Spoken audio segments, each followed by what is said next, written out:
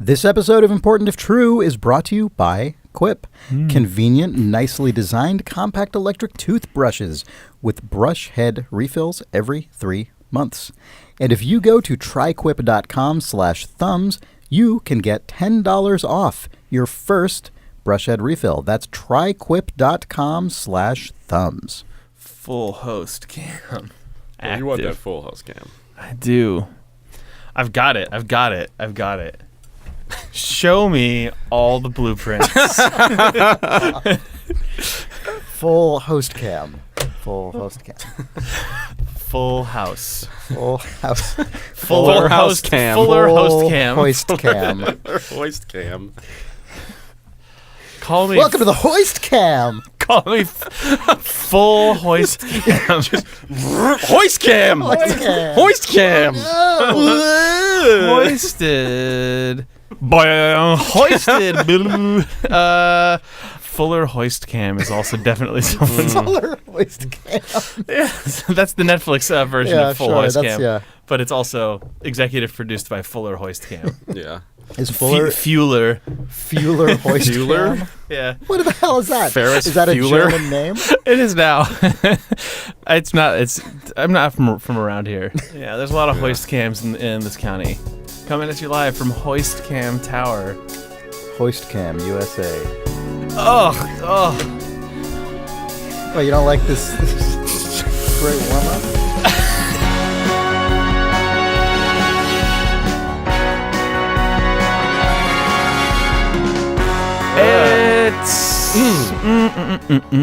It's September 28th, 2017. And this is Important If True.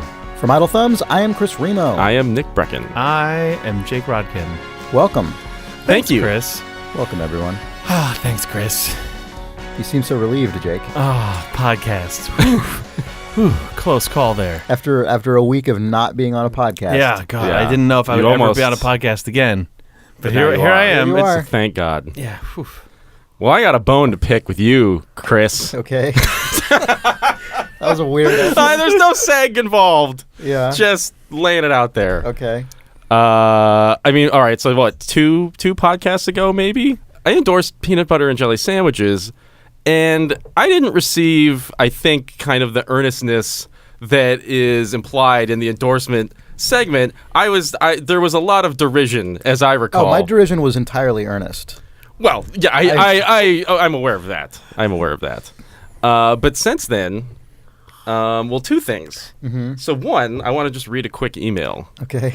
Which I think is relevant. So this is from. Let the was this record an show email- that. Hold on now. I don't know if the context provided here was enough. You endorsed peanut butter and jelly sandwiches basically as a health food.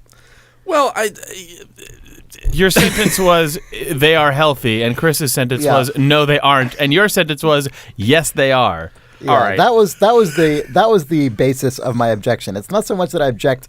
In fact, I in no way object to peanut butter jelly sandwiches as a recipe or as a treat. But or the question of are they good for you? let me just present two quick pieces of evidence Okay. in my case. So this is from Fletcher. This and was sent to Important If True? Yeah, and he says, "Hey y'all, I'm just here to say Nick's onto something with that peanut butter jelly in a major sandwich way. thing." In a major way, he said. In a Wait, major what? way. Oh, he said I'm just Oh. here. No, he didn't. But oh, yeah. I'm here to say, is that... Yes. Sorry. He says, "My company is doing a fat bet, and as a competitive A what? a fat bet. What I does think that it's mean? just I don't know. I think you bet somebody that I can lose 20 Lose pounds, or weight? I bet Okay. you I can lose 25 pounds. all I right. don't know. Okay. And I felt compelled to sign up, even before I heard cash prize. We're 2 weeks in now, and I'm down 10 pounds, and I owe the dark secret to my success to Nick. I've made sure that every day I go with a Fuck couple off. slices of bread, some raw peanut butter, and a variety of weird jams we found in the cupboard." That's not exactly my endorsement, but that's fine. For one meal a day. Also something about exercise. I'm not winded anymore. It feels great. Anyway, but no, it's definitely the sandwiches. From my family to yours, let me just give you a sincere thanks, Nick. Evidence number That's- one. okay, No, for one no, thing- no. I have the floor. No, I don't... Okay, so for one thing, you glossed over the exercise part.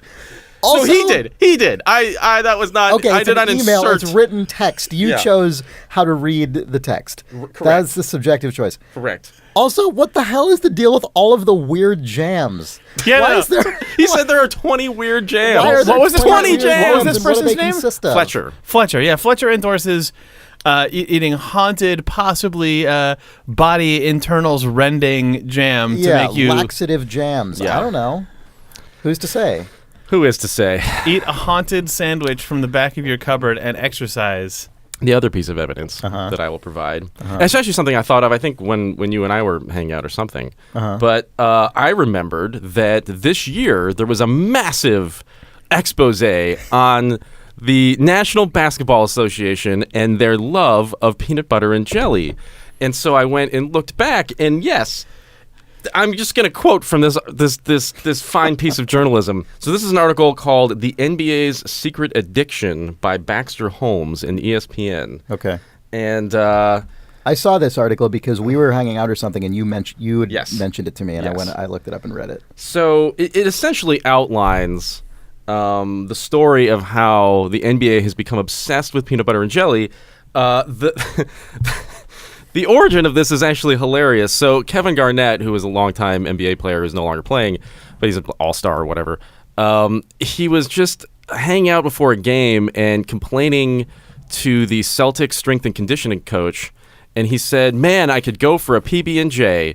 And then Kevin Garnett said, "Yeah, let's get on that." And then he just had a PB&J, and he played really well. So then he was Yeah. like, "Oh, I got to have a PB&J every time." And then because people think Kevin Garnett is like a cool guy, it's just now this thing. So let me That's like how you, Nick Brecken, a cool guy, endorsing it on the podcast. Right. And yes, then that's fine. Now, this is just a few examples. The Trailblazers offered 20 crustless halved PB&Js pregame. 10 of them toasted, a mandate since the opposing arena prepared them as such. The Rockets make sure their PB&J is available in their kitchen at all times and all varieties. The Spurs indulge in their own pregame PB&Js. The Bucks host the most elaborate PB&J operation, a pregame buffet featuring smooth, crunchy, and almond butters, an assortment of jellies, 3 breads from a local bakery, and Nutella. They scarf 20 to 30 PB&Js per game. This is a thing. The Warriors had a thing where they hired an Australian nutritionist coach who disallowed PB&Js because of the sugar content. Yeah. He's Because no they're not longer with the healthy. team now. Yeah. There was a whole brouhaha. Anyway, I feel like this is enough. A sports league, an entire Okay, league, not just a here's the- team, not just a player, has embraced the peanut butter jelly sandwich that- as fuel Okay. They- for high-end athletics, Okay. Chris. Okay. They but hired if you- one nutritionist who said, this might be fake news, and then they said, you're fake news, and fucking fired him. So I don't Yeah. know about that If you discourse. actually read this whole article, which I did because it's fascinating, there is like an undercurrent through the entire thing Yeah. where like all the nutritionists and conditioning coaches, it's really clear that they're basically peer pressured into being like, yeah, sure, this is great, it's great, but like maybe let's try and make it a little healthier, or like maybe cut down on the other stuff. Like it's very clear to me that this has been, Yeah. it's the league is okay. There was a story about a guy I saw the other day who he was diagnosed with like potential lung cancer, and they this was in the UK, and his surgeons, like, they saw this like growth in his lung, and they were like, oh, this might this might be a tumor. Was it a PB&J? And they did surgery. They did like a biopsy-based surgery to extract it, and what it was not a malignant growth. It was in fact a tiny plastic Playmobil traffic cone that he had inhaled at age 6. That's safety town. And he was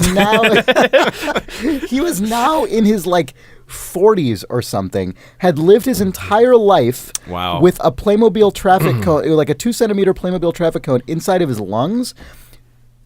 He actually remembered the specific Playmobil set that he was given that included the traffic cone in 1969, and said he just used to eat Playmobil. He just used to I eat ate Playmobil. pieces. Uh-huh. And they and like he would. I guess this one he inhaled instead of it going through his digestive tract. He inhaled it, and then it went into his lung. And he lived to the ripe old age of 90, and therefore, you can't tell me that eating Playmobil is not healthy. Well, right, exactly. And the surgeons there was like this was the reason he was going in at all is because he just had chronic difficulty breathing and sort of had ongoing cough in his life, just for years and years and years and years and years. Who knows why though? Yeah, and the surgeons in a like academic paper, because they're like, this is the first time this has happened, that they were aware of, speculated that it was because when he inhaled the Playmobil, he was young enough that his organs were still growing to the point that the Playmobil cone got absorbed into the lining of his lung, and then the lining just ended up growing around it. Yeah, and it just absorbed it, and that was like became part of his lung lining, and his body just adapted. Obviously, it still caused problems, but it basically adapted. And that fucking Playmobil cone is the PB&J sandwich, and the NBA is the lung. And they have consumed the Playmobil cone of the PB&J. Chris. And the health apparatus of the NBA has absorbed it and covered it up. Boy, and refashioned itself. Did I ever tell the story of when of my friend and coworker Nick Herman getting an ant farm at the office and deciding that he would start leaving the ants gifts? No. He had an ant farm, just like a classic slice of like ant life in dirt or whatever, and they really liked just like little treats, like because an ant will go after sugar and take it like a sugary thing and take it back to their home. Yeah. So he thought that he would he gave them basically an ant farm width slice of a Snickers bar, and he just dropped it into the top of the ant farm. Like, look, they love it. They're swarming all over it. They love it. They love it. The ants aren't really going for the Snickers bar anymore. Like a few days later, I was like, they're not really going for much. And then the ants eventually just buried it. Like they apparently just this thing that they loved. Eventually, they realized enough that it was like that it was killing this them? is the source of our demise. Wow. And then it got buried in dirt, and then they eventually all died. But what?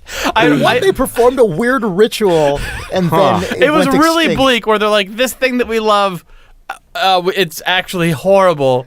It must be. We'd rather die than It must live. be buried. Oh, we have no What? food left because I think he just stopped feeding them. This is and then they died. Okay. All right, so whatever. So he's- but this is the exact opposite of the octopuses from last week. Last week we talked about self-sufficient octopus cities underwater. This is like a multiply observed phenomenon where octopuses create underwater cities out of like underwater terrain and trash, and form little houses that they individually live in, which they then evict each other from in a terrible mirror of human society.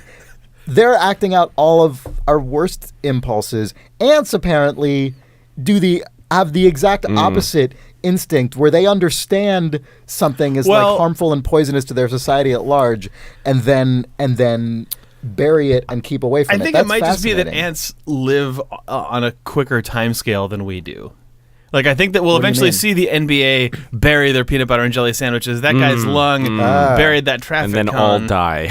Well, we may We're or, done eating. we may or may not, because Lakers nutritionist Dr. Kate Shanahan was quoted at the end of the article in saying, "The peanut butter and jelly sandwich is absolutely never going to not be in the NBA," and I feel confident saying never. There you go. NBA is no ant barriers. Okay, so the NBA is never going to have to go to surgery and get the peanut butter and jelly sandwich removed. Maybe it's going to take the octopus civilization generations to figure this out, but maybe they just will never realize it. Maybe they'll never bury the Snickers bar. Man, speaking of ants, do we want to get into that just What? as a segue? Because we were just talking about ants. Uh-huh. We gotta Oh, follow we should up. just We gotta talk about follow ant up. We follow-up. just it seems like maybe this is our Weird. What a weird coincidence. Yeah, I Yeah. totally forgot about that. Yeah. Okay. So Laura wrote in to say, Folks, I was excited to hear the question about whether centipedes are more afraid of us than we are of them, because I recently asked that exact question to a myrmecologist, an ant researcher, but about ants. I was doing some research for a project I'm working on with a friend and had unfettered access to a real professional ant researcher for 48 hours. I hope it was like 48 unbroken hours, and it was a weird Right, yeah. like reality show endurance thing where she Yeah. just asked We were annoying locked ant into an questions ant to- lab. Yeah. We Yeah. were eventually buried. The deemed rules were that unwanted the and buried. researcher had to answer every question for this 48 hours straight and could have no reprieve. Anyway, I even got to tour her research plots and use her equipment to collect ants. At one point, we asked whether ants are more afraid of us than we are of them, and the researcher told us that ants likely don't even know we exist. Specifically, she told me ants probably think that humans are terrain. She had many reasons for thinking this, but her biggest reason hinged on the fact that ants have terrible eyes. Ants rely on smell and probably cannot see us clearly enough to perceive all of our fingers, clothes, limbs, and so on as even being part of the same body. In the episode, you proposed centipedes could get used to humans and lose their fear of them simply through repeated exposure. But ants cannot even perceive that we exist, so it is my unscientific opinion that they are terrified of us all the time. We are to them as gods, shaking the earth and calling down terrors from the sky, too large and strange for them to even comprehend the scale and horror of our vast, unthinkable bodies. Laura. That fully tracks then to a hand dropping a Snickers bar Yes. from space into an Yeah, ant colony, that is- and yes, they're just like, absolutely. "This has appeared. Yeah. It is a gift. It is a gift from the It is a gods. curse. It is a curse." The gods are angry. Yeah, Yeah. that's The fascinating. gods must really- be crazy. Yeah. Crazy for Snickers. Brought to you by Snickers. Brought to you by Snickers, yeah. That's weirdly there's Snickers has actually- removed their sponsorship after seeing the third act of this story, where the ants declare it a Ants curse, Yeah. bury it, all and the die. Yeah. M&M's Mars has removed their underwriting of this. It is now a Snackers bar. What? What? It's just Is a that generic like the, version. Is that, Oh, is that the it's like supermarket the fake generic? out. It Are is there- now. Yeah. Are there supermarket generic candy bars, or are those too complicated for I don't know. I don't know. Yeah, that's a Like good a question. Safeway Select, Yeah. Snackers? yeah, Mr. Crunch. Mr. Crunch. Yeah, exactly. Yeah. Good question. Dr. It's a good Nice question. Bar. I'm Yeah. sure somebody will write in. Dr. Nice Bar. Yeah. Me and Me's. Me and Me's is good. You and Me's is actually what they probably would be. To just kind of tweak it a little That bit. would be like a Twix. Yeah, Twix could be. Yeah, Yeah. that's true. That's true. Just Yeah, yeah. Or twins. Mike and Ike's. What if you combined M&M's, Mike and Ike's, and Twix? That's a you disgusting. and That's a Me's. vile candy. vile mess. Yeah. Generic brand candies. That does not seem to be a thing. It must be because the like confectionery equipment required is a lot more complicated than yeah, just like that makes sense. soda blasting. But Yeah. there's got to be generic brand confectioners, but maybe they just don't do bars. I bet other countries have that. Yeah. It seems like something that would happen in like the UK. Yeah. I feel like Yeah. somebody's got to be making like the Tesco's version of Cadbury or something, right? I Right. mean, yeah. Yeah, actually, in the UK, don't they have a thing called All Sorts, which is just like it's just a fucking bag of just whatever shit.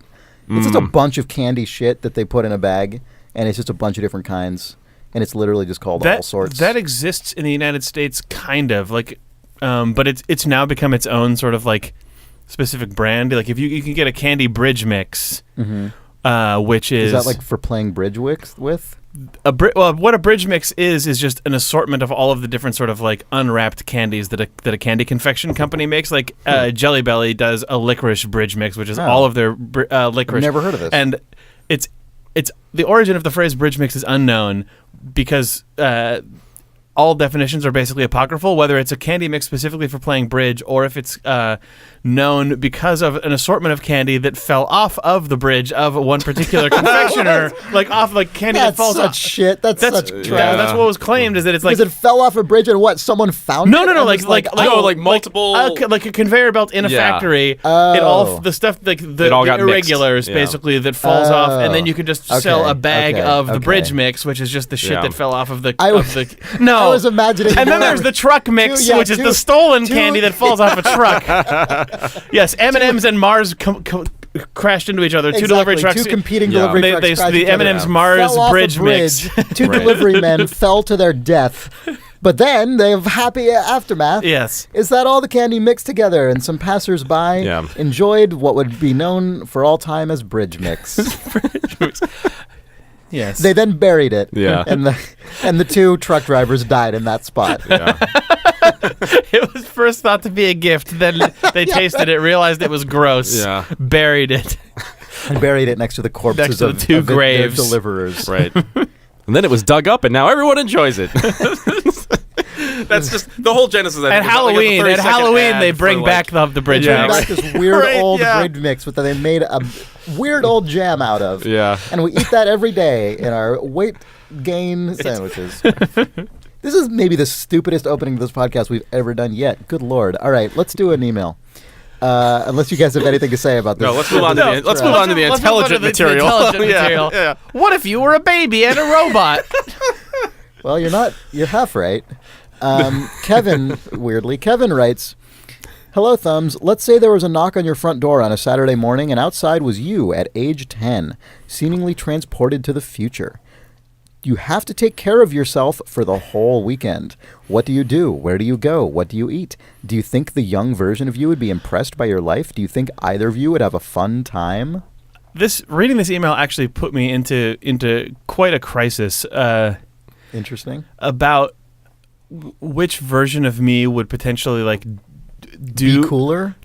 Yeah. It was real tough. Like I imagined opening the door and just seeing younger me wearing some really sick sunglasses, and I was like, God, I would just be so owned. Yeah. No, I was thinking about which version of me would have the most damage done to them by a weekend of hanging Yeah. out with Yeah. presumably this right. this You version mean of me psychologically? yeah, with Yeah. psychological damage. Like this version of me presumably would then just go back to their regular life back In whatever, in the respective 1990 time Yeah. if periods, it's yeah. 10-year-old me or 90 or 91. That's terrifying to me. Yeah, sure. And also actually encountering and asking questions of young me, I would clearly inevitably be unable to avoid asking questions about their interiority and about what they think about things Right. at the time. Yeah, And then it yeah, would yeah. make me go, oh my God, my adult understanding of myself as a child was either fucking accurate in a way that is damning or would just destroy totally me. And I'm wrong like, oh my and- God, yeah. I saw the world completely differently. And Yeah. I, as an adult, destroyed all of these really cool values that I had or whatever. I realized that one of the two of us is going to get fucked up. Yeah. And if it's really time travel, that would mean both of us get fucked up. So I Oh, ultimately, gross. I ultimately sort of just decided, what I would probably do is not identify myself as old me. I would Right. probably not say anything. I would probably Oh. just be like, you know what? I'm just going to babysit you. And I would do all the things that I used to do Yeah. when I would babysit kids. Like maybe we'll watch a cartoon, we'll make a fucking stop motion movie on a camcorder or something. Yeah, We'll do some yeah. craft project. You'll go to sleep, make a fucking tuna sandwich or whatever, and you go home the next day, and that's it. Do the least damaging thing. Welcome to the future. I can wow you with my Nintendo Switch, and I'd be like, yeah, look, they still have Mario Right. on a Nintendo, and then young This me. is the one from Japan. Young me would My immediately uncle gave go me through the this one. menu and be like, there's not actually a Mario on this, but there's a Sonic the Hedgehog. And I was, no, ignore that. Look, Mario comes out in a month. Okay, Jesus Christ. And I would just have to put that away instantly. Any of that would be bad. Sure. When I first read this... It's interesting, by the way, to me that when you proposed giving yourself a sandwich, it wasn't a PB&J, which is the only sandwich we discussed, but it was a tuna sandwich, which I know as an adult is the sandwich you are most likely to buy to this day, if in any establishment that serves sandwiches. In a diner, I'll get a tuna melt. Always. Yeah, always. Always. But there was one kid I used to babysit for all the time, and when his mom left, she would basically just leave a huge tub of pre-made tuna sandwich, just tuna fish mayo and tuna salad, basically. Tuna salad, Yeah. and a stack of bread because her kid loved tuna sandwiches. So now I associate babysitting with tuna sandwiches, not okay. because of a babysitter that made them for me, but because I, my most Yeah. regular babysitting client, I always made we basically just made 4 stack high Burger King Whopper style tuna fish sandwiches and shit Nice. like that. So it's Yeah. that's just what I think of as that's what I make if I was babysitting 10-year-old me, and that's how I got my love of tuna fish sandwiches. But 10-year-old me probably doesn't give a shit about tuna sandwiches. Sure. He never babysat that. You will now when kindergartner. you go back and reinsert this preference. So you're right. So I shouldn't do that. I should. That's why you love those tuna melts. It's because this has already happened. man. It's Yeah. one of those things where if it's ever going to happen, it already has. Yeah. So when I first read this email, I misread it as me somehow being hurtled back in time to babysit 10-year-old myself, As opposed to what? as opposed to this, where 10-year-old you comes to the future. Oh, right. Okay. that's okay. two very I different got things. it. I got it. Yeah, Yeah. those are very different things. And I for some reason, I guess because I was thinking about important if true, I tried to figure out what like combination of events would for some reason lead to me being hurtled back in time to babysit for myself.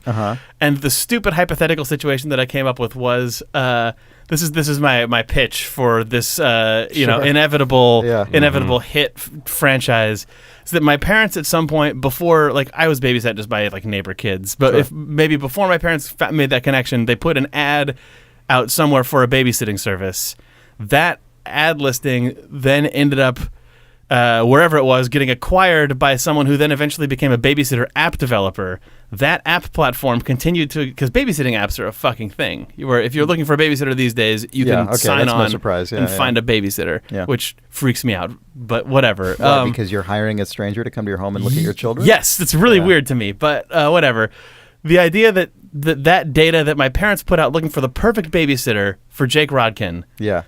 Age 10 somehow exists all the way up into the future to the point that it says optimal match found, and then I find myself like hurtled back in a time warp to babysit young me, and I have to like Back to the Future myself to be like, I'm not hi, hello there, my parents from the 80s, I'm a 37-year-old person who is your son, but I wouldn't say that part.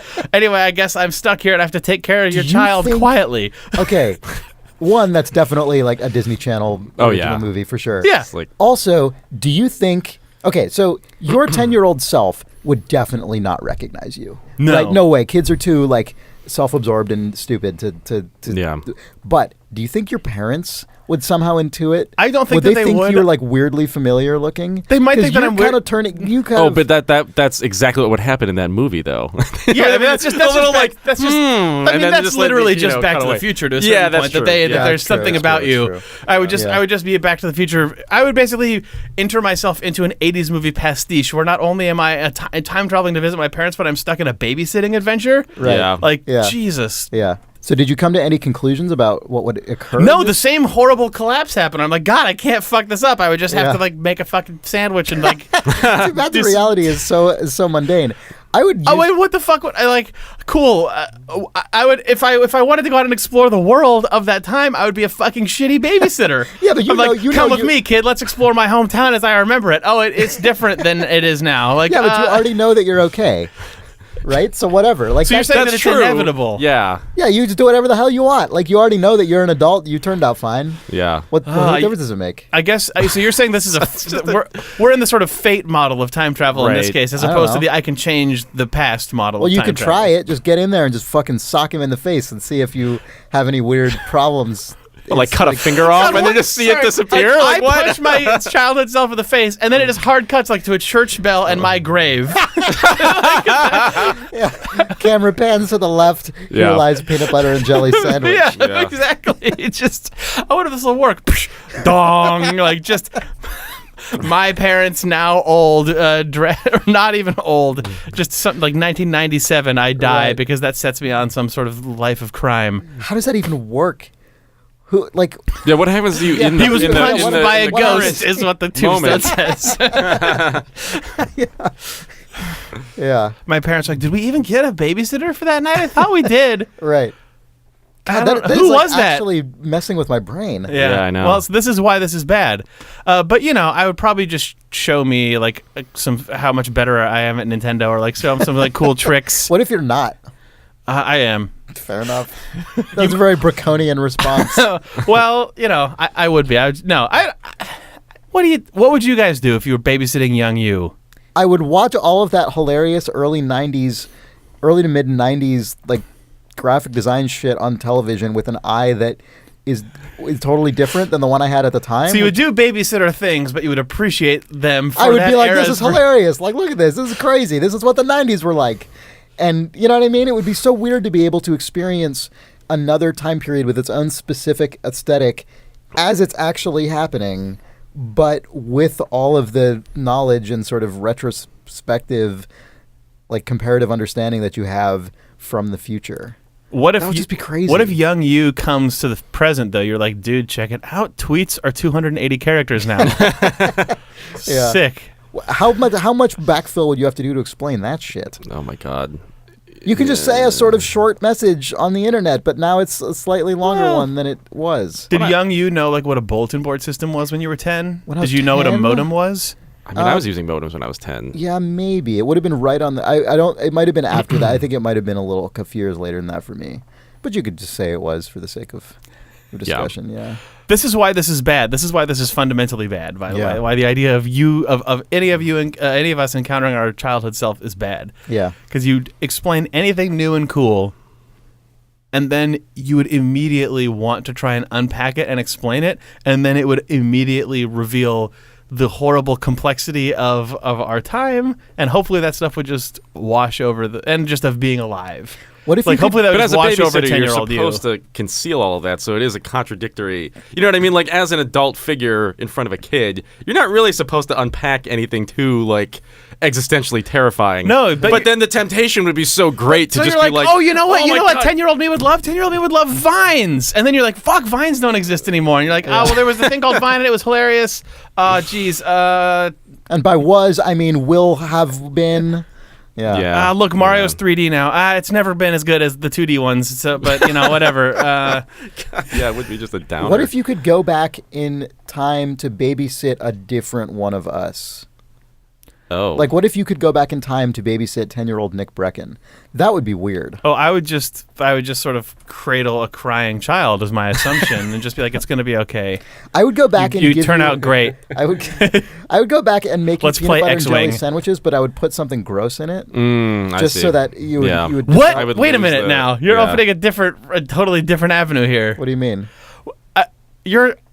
I would just be nice, and you're like, I would take the things that I don't like just- about I would you plant out. a bomb in your brain is what you're saying. Yeah, I would just put something harmless, but like. You know, the funny thing is though, you would fail because I didn't like peanut butter and jelly as a kid. Huh. So there you go. Oh, that's because Oh, Chris and- was your babysitter. Yeah, exactly. Success. Well, except not Yeah. success, because we still, Yeah. this whole issue still exists. Chris, just to be clear, your attempt to turn Nick off of peanut butter and jelly sandwiches when you time traveled to babysit 10-year-old him, time is telling you that is a Snickers bar. What? It is buried over and healed that Yeah. wound. No, you're right. And Yeah. what Yeah. it ta- what the that's Well, the- life finds a way. I mean, Yeah, that- eventually the universe corrects. I is feel what like it is, this is the universe saying, in fact, that Nick is correct and that peanut butter and jelly sandwiches are good. Yeah. Like, that's it. Yeah. It was like a 30-year, All right. or I guess 20-year long game Fuck that it, just I did can- not work. I concede. Yeah. Yeah. Kennedy writes, "Dear True Crew, I was recently at work when I saw." Erased. True. Kennedy writes, "I was recently at work when I saw an ad for Kraft cheese play on the lobby's television. It was a fairly standard family scene, but at the very end, the slogan came up: Kraft, we make cheese for now. You love cheese." My brain told me this is what it said, and I was frightened. What could they be up to in the future that they would have to assure us that in the present we love what they make? I later learned I was wrong, and what it actually said was, "We make cheese for how you love cheese," which is a strange way of phrasing it regardless. That's also a disaster. Yeah. I know. I mean, That's yeah, even that's- more that's- insidious. Yeah, it is. Have you ever seen any commercials that left you with a deep sense of unease about what a company was up to, only to have them retcon what the advertisement said? I don't care about that. I need to talk about Yeah. the craft. For now. Yeah, one that like the actual one is ridiculous. We make cheese for how you love cheese. Yeah. like is that a salacious implication? No, that's actually just super dangerous and a disaster. We make really good tasting, immediately satisfying food that is actually terrible for you and undermines any like diet that you could possibly attempt because we basically make junk food Because and we know call that's it actually cheese. what you I mean, crave. yeah, Kraft Yeah, cheese yeah. is healthy. Okay, all right, we're not doing. I'm this. sure It's not any less there are healthy than other cheese. There are Kraft cheese products under that brand that are not just literally the block of cheddar that are highly suspicious. That's like the brand. I will leave the floor and we'll move on. I'm just saying that they make a ton Yeah. of processed cheese products, and they're the brand that is most associated with that. Yeah. But also, they make regular cheese. Yeah. Processed cheese is fine, but Okay, you're probably right. I don't want to mount an attack on the Kraft Food Company. I'm just whatever. Fuck I it, mean, Nick. Fuck it. you certainly don't want to, because I think what is suggested in this. So they make cheese for now. Yeah, I think Yeah, that that's the what important actually part. happened. I think this is a case of like You know how in a romantic comedy you'll get the like one character will be like, "Oh, I love you so much," and then their character's like, "What? What did you just say?" And then the first character's like, I said try covers of mulch." And like they're actually like gardening, and he's like, "Oh, lay out the," and it's like, "Oh, hilarious misunderstanding," but like actually the thing they said was the true sentiment they have. Right. I think that's actually what happened here, and in fact, the commercial did say, "Kraft, we make cheese for now. You love cheese," and then the Right. Kennedy who wrote in was like, "What?" Like rewind. Crap. We make cheese for how you love cheese. I think what that was basically the universe like glitching out, like Truman showing itself and glitching out, Right, and like- rewinding and be like, So how they you sort love. of like they lived. They did a Exactly, they lived yes. where they had the Yeah. glasses Yes. or their Yeah, brains yeah. saw through. Yes, Yes. exactly. Yeah. You may well be true. You may well be correct, Jake, to not question the motives or realities of the Kraft Corporation, because they only make cheese for now, and you love cheese, and they know what's best for you. God, we make cheese for now. You love cheese is an amazing construct. Also, to just get you to eat cheese while it's still here. Exactly. Yeah, yeah. Yes. Exactly. We make cheese for now. You love So cheese. you love it. Oh, you get in on it while it lasts. Yeah. Yep. Limited artisanal cheese. Well, I mean, I think the more chilling implication is like, what do they do when they no longer make cheese? I don't care, Chris. I love cheese, so I got to eat it now while I can. Yeah, I mean, that's I'm what not going to question the first part of that. I love cheese, and they make it for now. I mean, I'm gonna bury it. Yeah. Someday they're not going to be making cheese, and then what am I going to do? Me who likes cheese. Bury the cheese before it's too late. Bury take a the break. cheese before it's too late. Bowl Big Mouth. What? do you remember that Kraft Super Mario Brothers commercial? Oh. Speaking of you, okay, Oh, we got to talk man. about this for half a second. We talked about it for a little bit on Idle Thumbs, our video game podcast, like months ago, but we talked about it very briefly. Yeah. I know that I'm extending the time before we go That's to a okay. break here, but you were talking about loving the aesthetic of what was on television when you were 10 years Yeah. old. So you could have, in fact, seen this commercial, which was a fantastic commercial for Super Mario Brothers Kraft macaroni and cheese, a food that is good for you. Yeah, let's just preempt that before. Here's some fucking Yeah. trash. Yes, Nick, we know. It's Whatever. Very It's great- it's great nutritious. for you. It's really good. All right, Perfectly move healthy. on. It's a fantastic commercial, and it's so good. It's like that. It captures that era of sort of like I mean, the state of the art aesthetics. Like it's a cartoon of Mario running through a combination of sort of Super Mario World esque. Art Imagery, and imagery, and also basically like a machine that makes Kraft macaroni and cheese, like lots Yeah. of sort of pipes and stuff. And Mario is traditional 2D cell animated, but the background is a combination of what looks like miniature work and computer animated effects and all sorts of stop motion elements and like composited video, like kind of like almost Max Headroomy looking video of an actual kid who then sort of like Monty Python's apart. And on YouTube, someone uploaded a behind the scenes video of this that shows how they made it, and it's awesome. Like it's just every possible practical and early computer generated imagery technique and traditional animation all put together to make this stupid 60-second spot of this like beautiful short animated movie of Mario like run through Kraft mac and cheese and feeding mac and cheese to a kid. But the video has what is clearly all of the shorthand names that the crew used for all of these shots. So it's like it just has a guy saying like bowl big mouth for like a moment when like the bowl of mac and cheese sort Boy of with bowl fly. yeah, Like all this shit. boy with bowl fly, which is like the bowl of mac and cheese flying towards the boy's face. It's out of control, but also just it is like all of my favorite. Like it's incredible that this Kraft mac and cheese ad is like a microcosm of all like movie magic and behind the scenes stuff. Where it's like we got miniatures, we got handmade Yep. animation, we have compositing, green screening, live footage, computer manipulated. Bowl exit with interactive noodle rig. Basic Live Boy Bite. Boy Bite Hycon. Bowser Animation. Holdback mats. Tongue Shadows. Flying bowl with mat. Morphed Boy Bite. Morphed Boy Bite with bowl fly. Boy Bite Morphed with Boy Bowl and Bite. Bowser. Anyway, It's amazing. Morph Boy Bite with bowl fly is the best Yeah. thing that's ever been said. Yeah. We make cheese for now. You love cheese. Morphed boy bite with ballfly. What? Nothing. Nothing. Eat cheese. You love it. Love cheese. We should take a break. Let's take a break. Jake, Chris. Nick's out of the room here, so it's time to record an ad. Okay, good. Yeah, I don't want Nick to hear about these sweet deals. Nope. I want him to suffer for his peanut butter sins. Anyway, this episode of Important If True is brought to you by Quip. Convenient electric toothbrushes mailed to your home in a compact form factor with brush head refills every 3 months. And if you go to tryquip.com/thumbs, you, but not Nick, can get $10 off your first brush head refill. Do they do like toothpaste and stuff? Yeah, you can get your toothpaste in there. Would Nick describe that toothpaste as healthy? I I would have- say absolutely. Like the health of toothpaste, we're not experts on that or anything. The health of toothpaste is sort of like, it operates in a totally different realm. I feel like oral health is a totally different realm You than could eat it. nutritional health. I mean, it's not going to hurt you, but the benefit is on the teeth, not in the gut. So do you think you could put it in a peanut butter and jelly sandwich to sort of counteract the horrible. effects? I will ask Nick to try that. Garnish his sandwich with it. I painted a picture that I don't want Nick to participate in. I just want me to imagine it. Okay, fair enough. Well, imagine While I this. brush my teeth in 30-second intervals.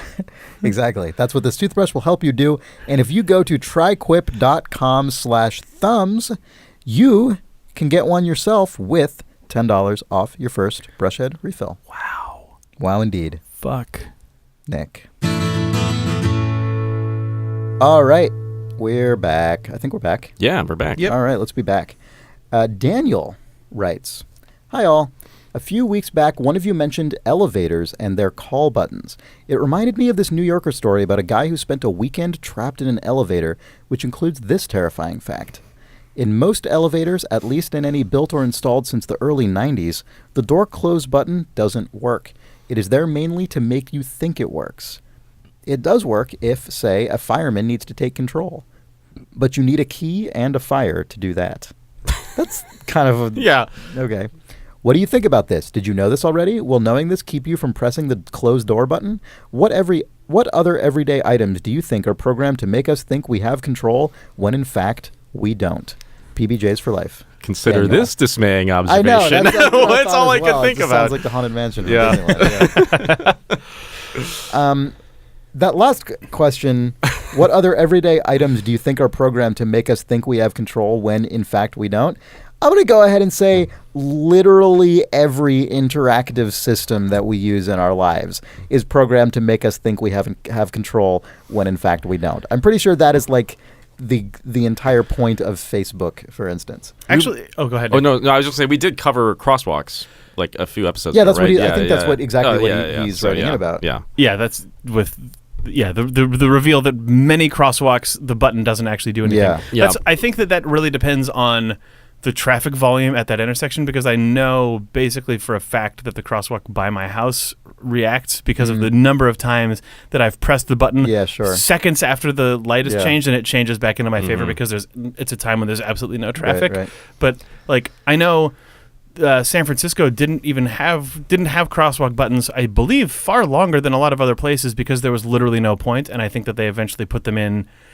As a placebo? And I think the other thing that crosswalk buttons do is if you push them and they have a voice or vibration for sight impaired people, that activates that mode where they'll communicate more the state of the intersection. Yeah. But I think that in most major city intersections they just don't do a whole lot. Yeah. The elevator thing kind of broke my brain a little bit. Like, I feel like I've definitely hit that button and seen the doors close instantly, Oh. and Could be it an felt the elevator before the reactivity. night. Fucking 90s. get ready to live in my elevator hell, because I've known this fact about elevator call buttons for years, Oh. and it doesn't fucking help. Like, I'll go in the elevator and I know that this is Yeah. true, and I'll sit there and be like, "Bap, bap, bap, bap, bap, bap," Oh, and yeah. press the door close button, knowing that it's not working, but I'm like, what if it does?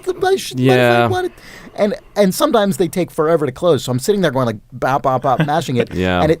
Fucking now get ready. You're going to be like, well, I'm sure in the past I've done it. It works. Now that you know this, you're going to be attuned. You're going to look out for Yeah. pressing the button and seeing how long it takes for the doors to close after you press it. welcome to hell, asshole. Like, it sucks. God damn it. Yeah, it's I hate stupid. this. Being aware of this is terrible. That's what I mean when I say all these systems that are in our actual lives, like, Yeah. are so carefully calibrated to, like, make us feel like we have control. I mean, I feel like I was vaguely aware of it in certain circumstances where, like, okay, I press the button, it's clearly not going to close for the next, like, 3 seconds. It's Yeah. just decided it's just got a Yeah. minimum amount of Yeah, time. yeah. But there are other times where I know that it did it when I pressed it, right? No, never. I mean, you might have just God pressed it at damn the it. moment it was going to close anyway. Oh, I know. This is like an really bothering existentially me. distressing Yeah, I don't problem like it at all. generally. Like, I how hate do you it. know any of your choices mean anything? Maybe Well, it was going to that's- work out that way anyway. That's why this is really Maybe it was disturbing. never going to matter. Yeah. Maybe nothing matters. Maybe We make cheese for now. You love it. cheese. I mean, maybe it has worked, but it's because you're inside of an elevator built in the 1970s or 80s. Yeah. Maybe any That's elevator true. that you're in is in fact a retrofitted older elevator, and it might just work. So you better press that button. Yeah. I'm going to go back in time to babysit myself when I was 5 so that I can enjoy what it feels like to press an elevator door, close the Oh, I thought you were going gonna say I'm gonna go babysit myself when I'm 10 and just say the elevator buttons don't actually. And then do leave. anything." Just fuck yourself up. This actually reminds me. This reminds me. There was a thread on the internet in sort of game development Twitter a couple of weeks ago about things that game designers have put into their video games that betray the actual mechanics that a player might think that a game has to make the game feel better or to make the player get the thing that they think that they're getting. And it was just a fascinating thread that is worth going through. It's just all sorts of like. I'll link it in the description. Yeah, things like in Super Mario Brothers, you're less good at jumping than you think that you are because actually there's like 3 frames or like 1 Mario width of hang time off of the edge of a ledge when you are still allowed to jump in midair. So it's not. It's because if that's not obeyed, it feels absolutely like garbage. But there's just like hundreds of versions of this, of things in video games where like. What you think you're doing versus what the game is actually responding with is always bent very passively in your favor to make you feel like you're more in control than you actually That's are. such an amazing metaphor for like this is a weird thing to branch into, I guess, but that's such a good metaphor for like latent social advantage or privilege. You know what I mean? It's like being really amazing at jumping in Mario, and you're just like, well, I've just practiced a lot and I'm really good at it. And it's like, yeah, I mean, that's true, but also secretly it's just been helping you out the whole time. Yeah. Right. Like, this other game that you think is bad and that you can't get good at actually just doesn't have that it assist. just doesn't have this like assist. Yeah, exactly. Yeah. Except this elevator thing is kind of the opposite, where it's just like, fucker. Yeah. Like, you think you're doing this, it's doing nothing. The thing that this actually made me think about, even which is a slight trip, slight diversion, was buttons that people don't actually know what they do but think they know what they do. And the thing that I thought about was toaster dials. There are people who think that means the number of minutes that you toast. There are some people who are like, I'm going to turn it all the way up to toast it faster because it's hotter. Whatever people think, you have just. Kind of it makes it more toasted, and you invent your own reason in your brain for why that actually is. Yeah. And I looked into what the fuck actually happens inside of most toasters. Like really expensive toasters actually do have a timer, or toaster ovens do have a timer. Toaster ovens are actually just a small oven, and they actually have a combo of a temperature gauge and a timer, like a regular ass oven. And like really expensive toasters do sometimes actually have like an egg timer or a digital timer in them, but usually. It's complete bullshit, and it's that there's 2 pieces of metal that are adhered to each other that react to heat at different rates. So one of them will expand and cause the 2 pieces of metal that are next to each other to curl because one of them expands and pushes the 2 of them sort of and bends it. Does that make sense? I'm not quite following, but keep going. Like if you picture basically like I mean, I don't know how to describe it other than it's like if you picture 2 pieces of metal that are like 2 little tiny metal sticks that are glued together like at the top, and then you push on the outer one, push it up from the bottom, it'll sort of cause it to bow and bend. And so one of them heats up, and that will eventually bend enough that it touches another piece of metal and completes a circuit and pops your toast. And what your dial does is just choose how close or far that other little piece of metal is from the bendy thing. Because it gets hot inside the toaster, and if it gets to a certain temperature, the little bendy piece of metal will touch and spring it. But like, there's no fucking standard for how long that piece of metal Yeah, is, sure. or Yeah, what yeah. what the actual like two Yeah. pieces are, or how they're adhered, or what the Yeah. numbers mean. So it's just like So as you turn that dial, it's literally It's like as you turn that, it's it's just how, actually just how close moving does the something. connector get to completing the circuit when the metal bends into it and So touches. it's effectively a timer.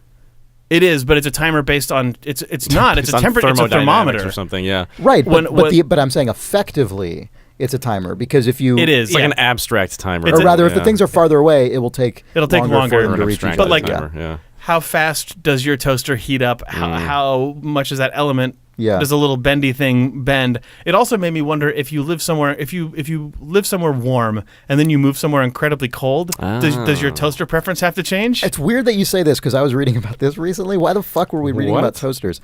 A thing that was pointed out about this, like let's say you live somewhere very, very cold or you live somewhere very warm. Mm-hmm. Let's even say you put your toaster in like your refrigerator or your freezer or something. It was pointed out to me that a toaster gets so incredibly hot that the difference between the toaster off and the toaster at maximum heat is so enormous that the difference of like however many degrees of your warm kitchen versus your cold kitchen, that's fucking nothing. That's bullshit to the toaster. The toaster is like increasing by hundreds and hundreds of degrees.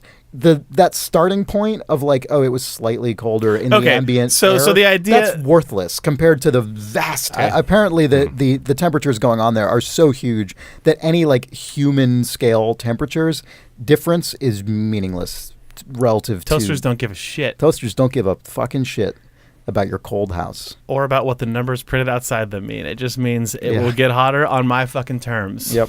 The doors will not close. Nope. Press it as much as you want. You want to endorse Yeah, stuff? let's do some endorsements. Jake, what is your endorsement? Well, I've been talking about computer games on this episode a lot, and video games. Let's talk about Mario. So I figured that I would endorse one. Okay. I'm actually, you know what? I'm actually going to endorse two. Sure. Because I've been playing two video games that I think certain people in the world who maybe used to play games and haven't in a while might like. One of them is the game Thimbleweed Park. It's an adventure game, like a point-and-click adventure game. I don't know how in-depth I should get into what that is. It's a very story-based game where you solve puzzles and sort of unravel a mystery. It's made by Ron Gilbert and Gary Winnick, who made a bunch of old LucasArts adventure games. They made The Secret of Monkey Island and Maniac Mansion and things like that. I've been playing it, and it's been an experience unlike many recent video games, including like there's been sort of a trend of reviving old video games, and like this game. I am, in fact, babysitting 10-year-old me by playing this video game. Yeah. That's all that I'll recommend. That's it. I'll just say one video game. Thimbleweed Park. All right, I well- really like it. It's if you have a computer of any kind, or an iPad, or iPhone, or a Nintendo Switch, it is on those. It's all over the place. All right. Well, I presume you will talk more about that on the next Idle Thumbs, I will. which we are recording in just a few days. I will. I am going to endorse a food. I'm going to endorse canned sardines. Whoa! This- Whoa! What? Mr. Shoehorn. Like, wow. wow. This, Yeah, no, that is the cartoon is complete. Yeah, I bet wow. I'm excited to hear what you say about this, but like, that is top shelf, figurative and literal. Like, my grandpa, 100%. Sorry. Oh my God. Okay. No. I'm really excited to hear about this. Condensed milk is my No. next endorsement. Yeah. No, it's just they're okay. Canned sardines, they're very healthful. They've got all those good omega-3 oils. They've got lots of protein. The NBA is crazy for him. When you open it up, they're already ready to eat, or you can do whatever you want with them. They don't take up very much space. You can buy a bunch of them for not expensive at all. I just ordered like a whole like box of Wild Planet sardines from Amazon for just not very much money. They're totally sustainable. because the populations are very well managed. It's not ecologically damaging. They don't have very much. They have very, very little mercury compared to most fish because they're smaller and they're lower on the food chain, which means they don't get this like recursive mercury absorption that bigger fish do. They're really good for you. They're good. It kind of tastes like canned tuna, but a little more like assertive flavor, and you can just do a lot with them. You can just like fry them up in some oil and just like put like you got your onions and garlic or whatever else you're gonna put in there. You can mix them with stuff. I mixed them with some chopped tomatoes last night. Some chopped liver. Hey, liver's I good. love this endorsement. I love that you're making the Yeah. sell on multiple fronts for why canned sardines are appealing to like a sort of healthful hipster and also like an old-timey gentleman hobo like that should be in Pinocchio or something, where it's like Yeah. they don't cost you much cheap, and they're you can good buy 'em for in you. bulk. Yeah. Well, But also Yeah. Omega-3. sustainable omega-3. Healthy fats. And it's very good. That's a strong endorsement. All right, well, good. Yeah, well done. You can, you can sort of make a like pate out of them and spread them on some crackers. Put them on a just- PB&J.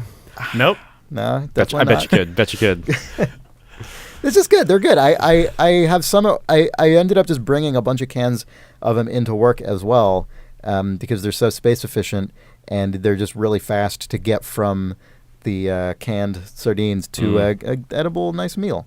There's a great recipe called Fisherman's Eggs where you bake them with chopped onions and garlic and like parsley and stuff, and then you crack some eggs over it and bake that, and it's a delicious weekend kind of breakfast. Nice. Anyway, canned sardines. I'll link to the brand that I bought because they're well regarded, but I'm sure there are many good options.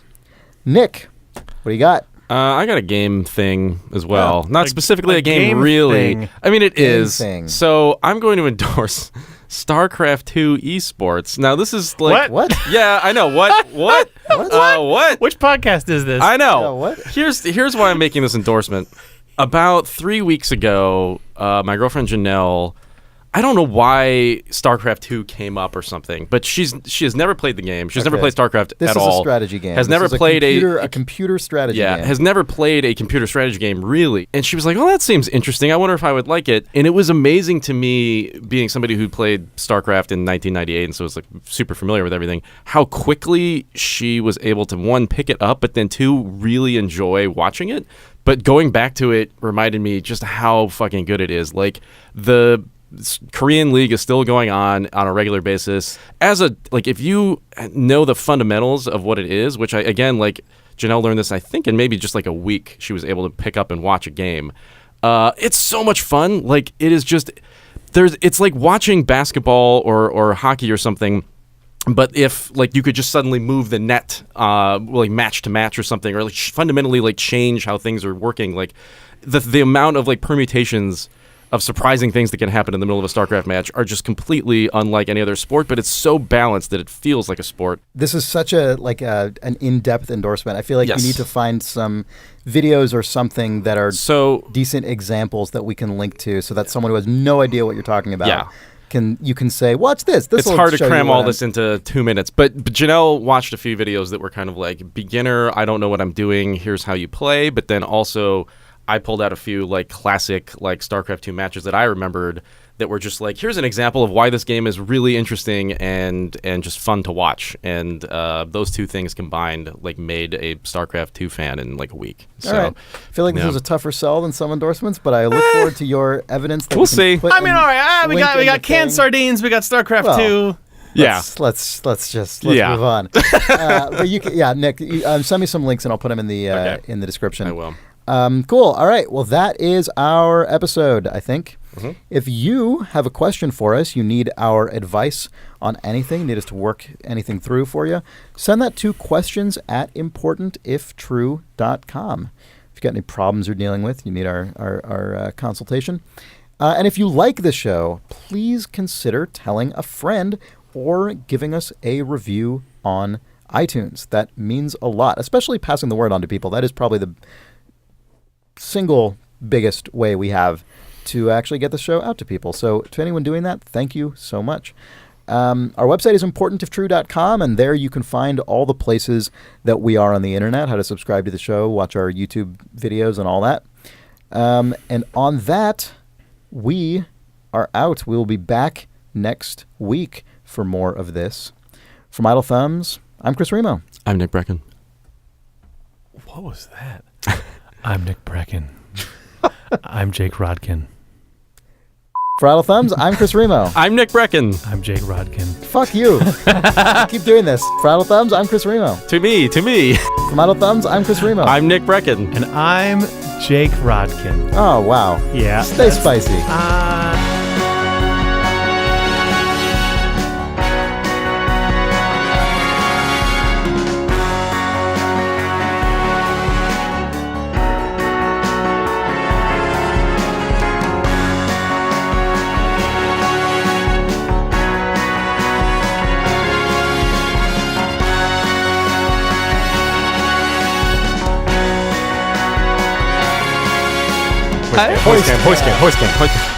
Hoist cam. Hoist. Cam. Just doing my exercises, my vocal exercises. Hoist. Fuller hoist cam. Fuller hoist cam. Fueler hoist cam. You guys, do you want to do this now? Make sure to eat a green apple slice and pronounce Fueler hoist cam before starting your podcast. Yeah. 3 minutes in the toilet. Spend 3 minutes. Spend 3 minutes in the toilet. I was just spending 3 minutes in the toilet, and then the fucking hoist cam busted in. Totally hoisted. Fully hoist cammed.